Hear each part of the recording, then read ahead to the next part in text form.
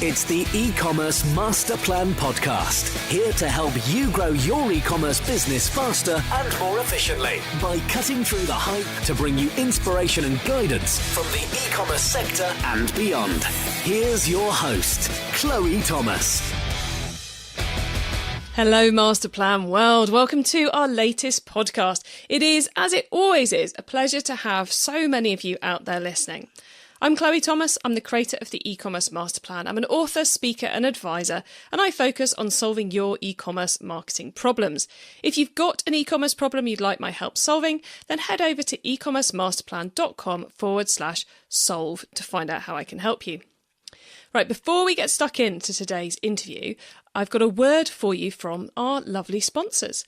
Many brands selling direct to consumer fail to offer the fast and frictionless shopping experiences customers demand. They must fix this ASAP or get eaten for lunch by competitors who better own the customer journey.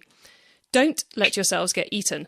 Pre-register now at info.brightpearl.com/masterplan to be emailed Brightpearl and Endless Gains special report, Fast and the Frictionless, the new reality for D2C brands, as soon as it's released. Don't miss out on valuable insight for implementing a frictionless shopping game plan. Okay, let's get on with today's show. I've got two special guests for you today. David Lochhead and Dane Butler are the co-founders at Finlay London. They were founded in 2012 and initially focused on selling via traditional wholesale channels, so one-to-one contacts, trade shows and all of that, before deciding in 2017 to change their whole business strategy to focus on selling direct to the consumer via the online and a physical store. It's a strategy that's paid off, as this summer online orders reached over 1,000 per month. Now, a couple of bits of jargon we're undoubtedly going to end up using today. D2C means direct to consumer. So that's selling your products to the end consumer of them via websites, shops, etc. B2C means business to customers, which basically is the same as D2C, but we might use either of them just to try and confuse you guys. And B2B means selling business to business, and wholesale is, of course, a type of B2B selling. I just thought rather than us have to explain that later, I'd get those out of the way for you guys. So D2C, direct to customer, B2C, business to customer, and B2B, business to business. How clear and simple is that? Hello, David and Dane. How are you guys doing? Hello. Yeah, very well, thank you. Cool. Sorry about all the letter to letter there, but just thought it means we can just get on with our conversation rather than have to worry about that later. I've given the listeners an incredibly quick overview of you and your business and where you are at the moment, but here's the all-important question. How did you get started off in e-commerce in the first place? Well, if you rewind about 6 or 7 years, Dane and I were on holiday together in Portugal. I'd just been made redundant and Dane was a bit of a crossroads career-wise. And we noticed something whilst on holiday. We were looking around the pool and we noticed that everyone was wearing the same sunglasses. And when we came to think about it, when you looked at accessories or shoes or clothing, our friends all expressed themselves in different ways and wanted to be unique. Yet when it came to sunglasses, it was pretty much just one or two brands and shapes that were being worn. And we started dreaming and thinking about how we could insert some life and creativity into that. And so Finlay was born really in an attempt to help drive your individuality and personal style through being that little bit more expressive in the eyewear that you wear. And so our very first set of products were wooden sunglasses. Oh, cool. And we took about a year developing them from concept to launch. But we were very fortunate as we got close to launching. We had a couple of influencers agree to wear the sunglasses. And so I got a phone call whilst I was still at my previous work. Had some in-between work whilst we were launching Finlay. I had a phone call from Grazia saying that they'd seen our sunglasses and they loved them and wanted to feature them in their fashion charts. And at this stage, our website wasn't ready. We were planning to launch, but suddenly we were sort of up against it, a race against time. And so the importance of getting live with the website to actually capitalize on the brand momentum we were about to see was critical. It's not like you can turn around to Grazia and go, could you give us 3 months? Is it? You've got to go for it. It was quite funny. I was quite fortunate. So my brother-in-law actually works in technology for a bank and sort of knew how to sort of scrape a website together for us. So it was quite a long weekend spent basically sitting down, trying desperately to build a functioning e-commerce website so that we could indeed tell Grazia that they could go ahead and run the product. So it's a fantastic start. It's amazing to have. Just sort of wonderful influences right from the very start wearing the product. And from there, we started selling online. So that was great that Grazia sort of gave us that initial boost. And also selling through wholesale channels as well. So going to sort of different trade shows around the world.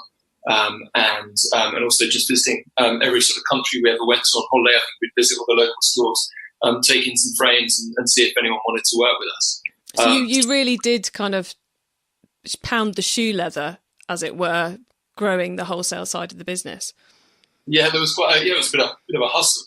That was sort of how we did it. And that was amazing. We grew it. We got some fantastic accounts. Sort of Barney's in the US, nice. Harvey Nichols over here in the UK, some of our headline stockists that are very well known. And that was wonderful, really. We saw sort of wholesale take off. We diversified the range a bit. So we rather than just designing in wood, which is really cool, quite niche. We started moving into different materials like acetates, metals, and really sort of focused on expanding the collection. And that was really cool. That sort of took the business to another level. And then probably about 2 years ago, we sort of sat down and had a bit of a strategy session and just looked at all that we had kind of achieved and where we were going.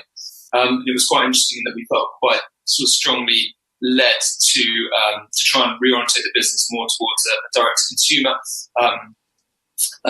focus, which for us kind of meant continuing to really drive the online piece and then also launching a physical store, which we did in January this year in Soho in London.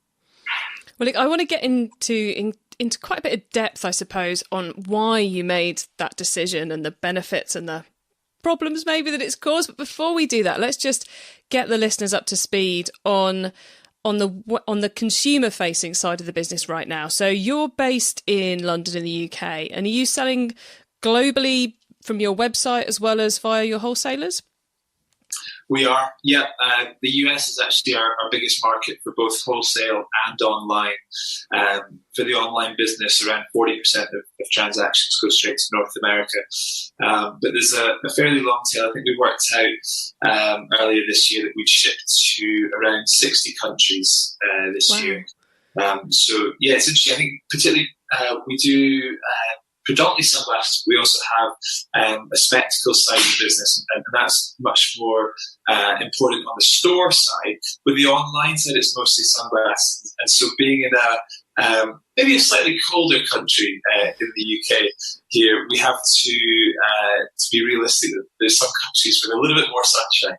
And so the international side of things is really important for us. And so by spectacles, we mean prescription glasses?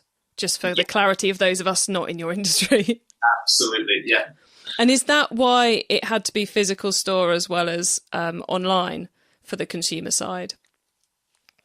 It definitely helps. There is, there's an element to which lots of people just still want to put a frame on their face.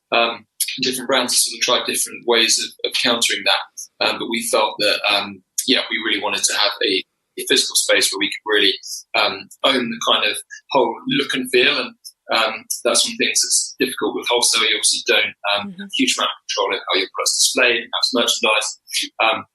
So it's partly about being able to bring our audience into a space, host them in a way that we wanted to, and give them an experience that we wanted to give to them. That was really important for us. Excellent. And what platform are you currently using for the online side of the sales? So we currently built on Magento. Very cool. And do you have that integrated with the physical store as well? Yes, everything's linked. So we sort of pretty quickly after making the decision to go sort of direct to consumer, we realised that actually one of the things we needed to be really conscious of was making sure that everything was sort of well linked up. So we were a sort of proper omni-channel business. And as part of doing that, one of the things we did was we got a system called Brightpop and implemented that, which was fantastic at enabling us to sort of plug our Magento store in, our point of sale for our store runs through it, our wholesale channel runs through it. So it brings everything together in one place, which is obviously sort of hugely helpful. It still amazes me in this day and age. There are still some e-commerce businesses out there rekeying orders from one system to another. It's when there's so much technology out there to enable it to all actually just happen, so you can get on with important things like driving the sales and making sure the customers are happy. It does seem kind of crazy that that people wouldn't do that, and I think it's something which, if you build it in from day one, it makes so much more sense. Totally. I think we also wanted to have a very clear idea of where our stock position was in the business. With so many moving parts, that can be tricky. So with several orders in with our Italian factory at any one time, and then large wholesale orders sort of on the back burner waiting for that stock, it's difficult to know what you have to sell at any given moment through your website and in store unless you've got that one picture of your stock. And I think a second component was around knowing who our customer is. So if you walked into Harvey Nichols this afternoon, Chloe, and picked up a pair of our latest sunglasses, that's wonderful, and we'd be delighted that you have a pair, but we wouldn't know that you have Finlay unless you tag us on your Instagram. And so having the online and in-store channels linked up, so that whenever anyone purchases, we're understanding who they are, and both at point of sale and online that happens. So when someone's buying in store, we ask for their details and so that we can stay in touch and maintain that relationship. So across our three channels, online, store and wholesale, we're able to build a picture of our actual customers through 2/3 of that now. Which is, it often surprises me that as consumers, we tend to expect a business that only has one physical presence to be completely joined up, whereas we give a bit more flexibility on the joined upness to the chains. It always seems to me that if there's just the one physical store and the online, customers assume you know them across both, whereas if it's a big chain, they're a bit more forgiving if you don't. So, which is a bit unfair on the smaller guys, really, but it is a lot easier to do the integrations with just one store than it is with a couple of hundred, I suppose. I think where we feel fortunate is because we were starting really from scratch with physical stores and not having a legacy of 200 or 300 stores, we were able to sit down and design what we wanted the system to look like and how they should interact between the different channels. Rather than coming from a position of having lots of legacy channels and trying to get them to speak to each other. And you've obviously got a lot of channels on the go, so I'm guessing there's a few of you in the team running it all. So do you want to tell us a bit about who's there and what they're up to? Yeah, certainly. So we've got myself and Dave. David is the commercial director, and I sit as the creative director. So we sort of very much run the business day to day. And then also in the team, we've got obviously the whole store team. We've got a wonderful store manager, and that's sort of a team of 7 to 8 people. And then we've also got our kind of head office team.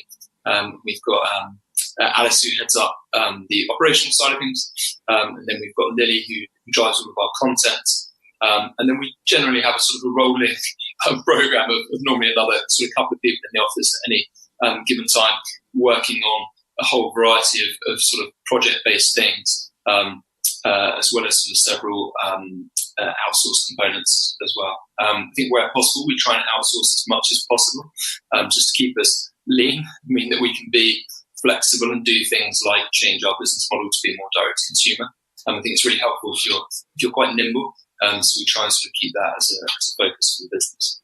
And do you tend to use freelancers or go down the agency route when you're outsourcing? How flexible do you want it, I suppose?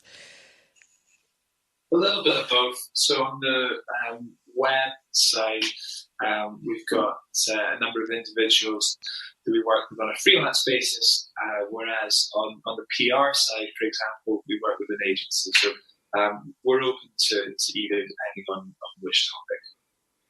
Cool. And I love that advice about the flexibility to enable you to change business models, because going from predominantly wholesale to going to predominantly direct to consumer, and not just direct to consumer on one channel, but on two, both the online and the offline, that is a huge change in everything from the day-to-day activity of the business to the big strategic projects as well. So how did you go about making sure you were making the right decision before you kind of hit the big green go button?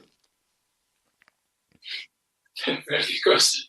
Yeah, sorry, that's quite a big one, isn't it? Part of the process of moving from being heavily weighted on wholesale to being more multi-channel and direct-to-consumer was actually through a mentoring scheme that we've been on. There's an association of British luxury called Walpole, and we've been fortunate enough to have a mentor called John Ayton. And John might be known to some. He founded Links of London Jewellery, and more latterly has been chairman of Orlebar Brown and Brown Watches and Anushka Jewellery. And he really persuaded us that our current model was a little bit too reliant on wholesale. We were about 80% wholesale. And as that has a much higher cost to serve with lower margins, we would have to get to a serious scale pretty quickly in order to make that as profitable as we wanted to and enable growth. Whereas when you sell a product through your own channels, so whether that be through store or online, typically the margin is much greater. We worked out at one stage there were 16 different processes involved in taking every wholesale order, from going to the trade show to meeting someone to agreeing an order, following up and sending them, getting order confirmation, having the payment made, sending it through, and then there's all the follow-up with whether you need to do swaps or make sure that there's in-store training. So it was very laborious.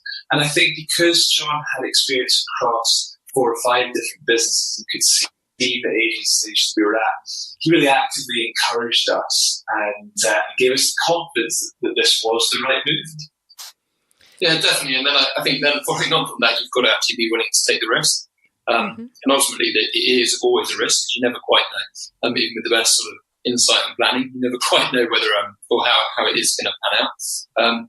But I think for us, it was a combination of that advice and then actually looking and really analysing the business. We were pretty convinced that it was the right thing to do, and that gave us enough comfort to really go for it. And yes, it was quite exhilarating. It means, it definitely means, I think you've got to be willing to give some things up as well. So it meant saying no to things, which in life in general can be quite hard to do. And it meant we had to be ruthlessly focused in order to be able to do this sort of whole reorientation with the manpower that we had available. So it was quite cool actually. I think we certainly learned a lot from doing it as well. And now we look and we think, gosh, what a fantastic thing, and we're thrilled that we did it. I think it's often the case that people are like, oh yeah, let's go direct to consumer. We'll just rebuild the website and it'll happen. And it's like, no, actually, you have to create the brain space and the time space and the money space and the stock space to actually be able to do it, which of course means kind of actively moving away from some of the things that went before. So I think you're quite right. The no part is incredibly difficult, but it seems like you had some incredibly good advice to help you make the decision and then make the change as smooth as possible.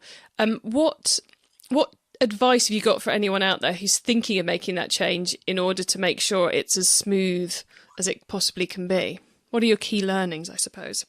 Just one I'd say straight off the bat is that typically things seem to always take a little bit longer than you think. So take the sort of timeline that you imagine and add on some contingency, particularly around things like working capital. So if you're undertaking a big reorientation, maybe it means sort of foregoing some revenue in another part of the business, or maybe it means an increased amount of cost, or sort of whatever that looks like. Really build in some good facts, so to speak, on the sort of financial side of things to make sure that you can pull off the plan, even if it means it takes you sort of a few months more than you had envisaged. And that would definitely be one. Yeah, I think test your system. I know that sounds like the most basic advice. I remember we were pulling down the signs on the window. What's the word for the vinyls? And it was the 30th of December. We'd been putting pricing on products and cleaning everything up. We thought, okay, we're now ready to pull down the vinyls. And as we did, suddenly customers were coming up to the door and trying to get in. And we hadn't unlocked the door. We hadn't finished pricing everything.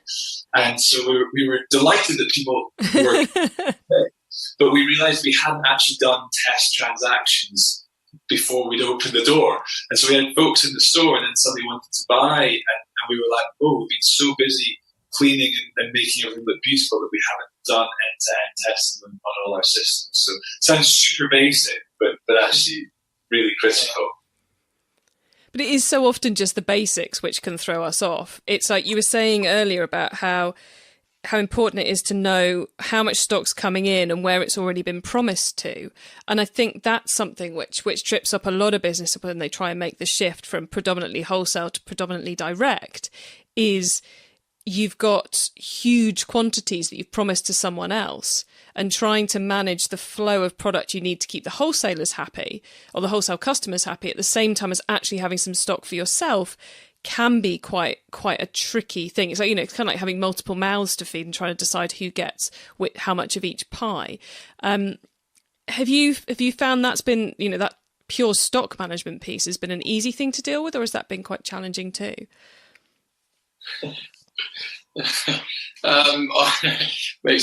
Stock has always been a challenge, one way or another. I definitely think it has been. Historically in the business, it was a big challenge. With the implementation of putting sort of Brightpearl in, it's really helped us get our shipping order in that sense. But it's tough. We deal with a product that's a pretty long lead time. So we're placing orders and then receiving stock sort of 4 months later. So it's not the kind of thing where you can quickly put a top-up order in if you've under-egged your stock provision. You're kind of stuck with what, whatever you've got or haven't got, as the case may be. For us, it's definitely been a journey of learning how to try and sort of manage stock well.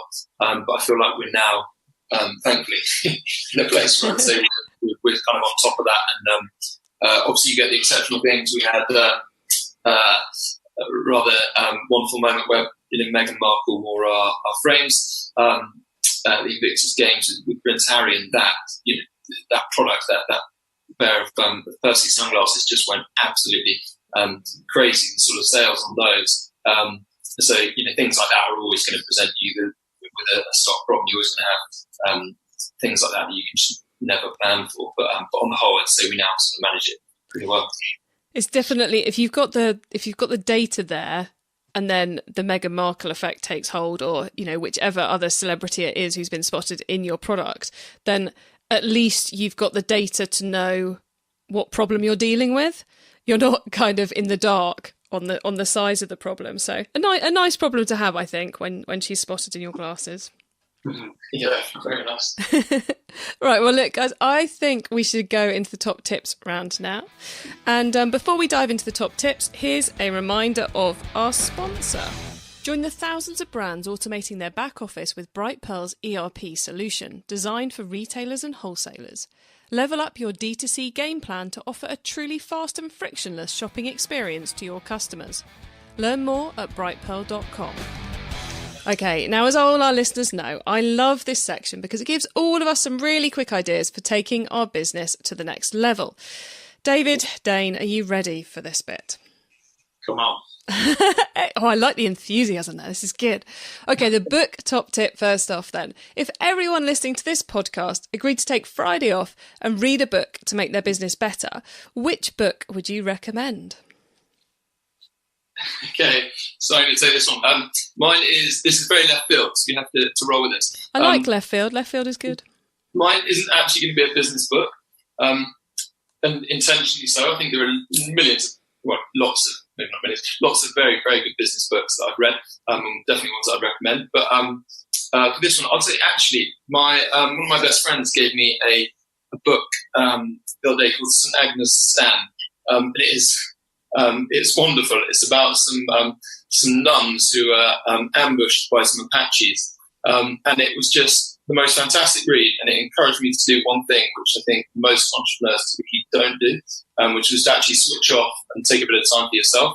And I think that's really important, because I think when you disconnect, often then it's much easier to think creatively, get excited about new ideas and all that kind of stuff, as you sort of bring yourself out of the detail. So for me, actually disengaging from sort of business is one of the best things that I can do to try and be good or successful, I guess, as an entrepreneur.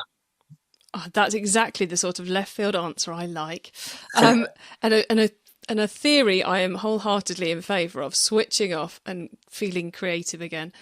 Okay, the traffic top tip then. Which marketing method do you either prize above all others or think doesn't get the press it deserves? Okay, so there's all sorts of traffic generation tips that are probably going to be frequently used.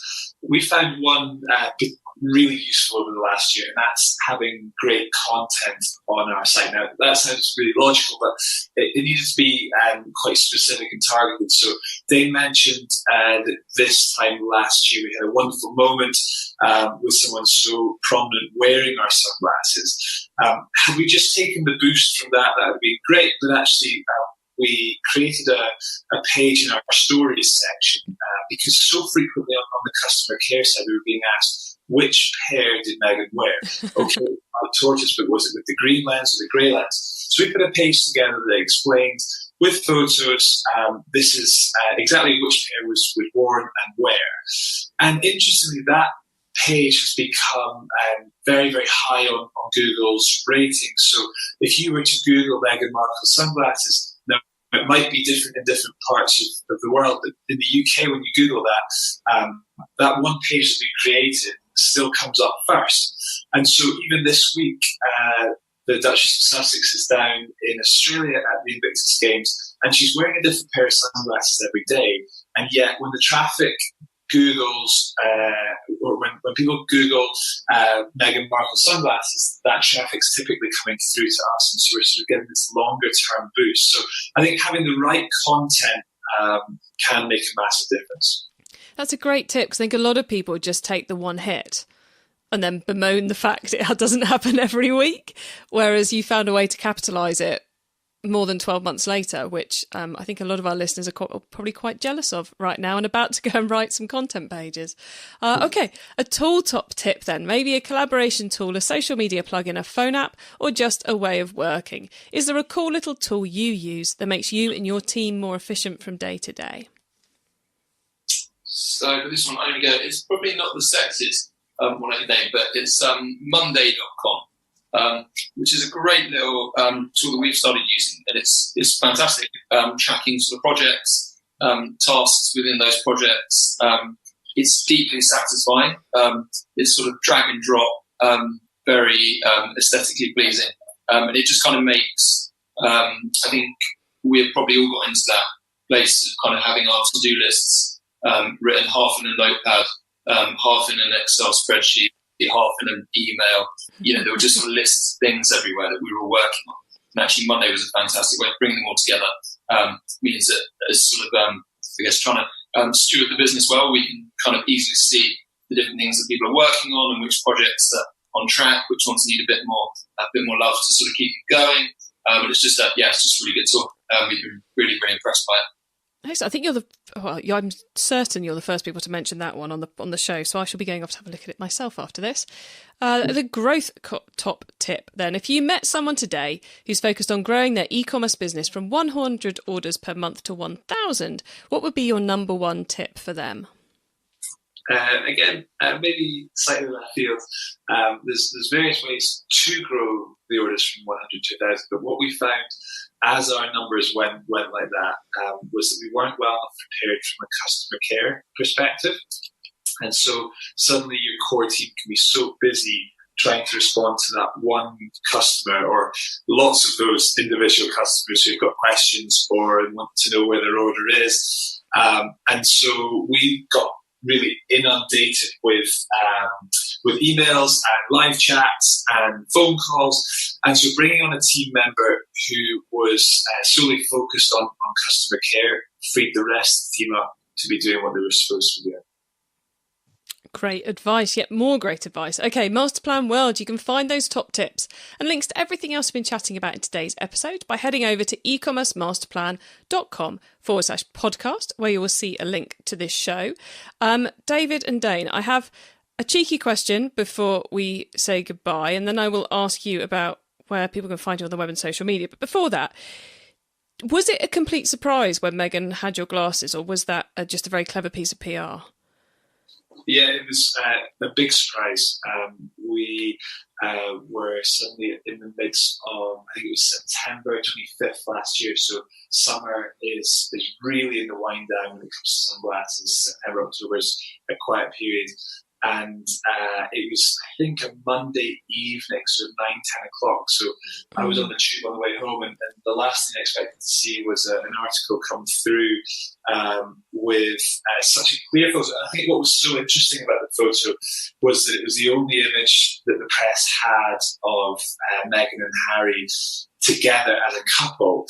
So 6 weeks later, when they were announced as being engaged, that one image was used everywhere from the BBC to CNN to GQ to Vogue.